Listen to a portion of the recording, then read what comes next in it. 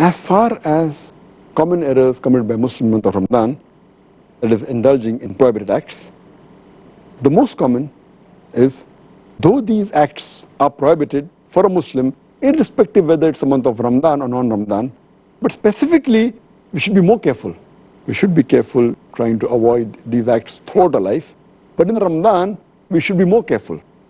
And the most common, number one, where Muslims involve themselves is backbiting and slandering. Backbiting is a grave sin.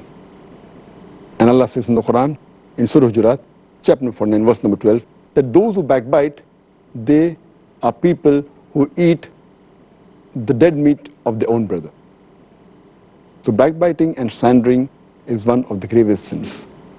The second common error in this category is Muslims, many of them, they use false speech. They tell lies during the month of Ramadan.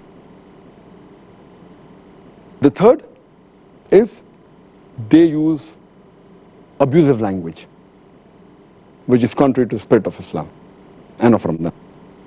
The fourth is they use vulgar language. And the fifth is they involve themselves in gossiping. The sixth is some of them involve in false action.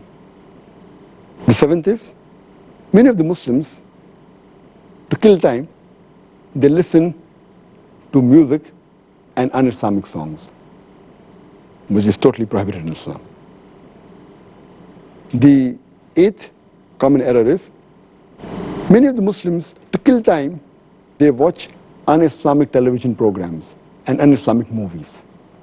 The ninth common error committed by Muslims is that many of the Muslims, they read un-Islamic magazines, un-Islamic books, un-Islamic pictures, which are all prohibited in Islam. The 10th common error done by Muslims in this month is many of them, they go to un-Islamic sites on the internet, which is again prohibited.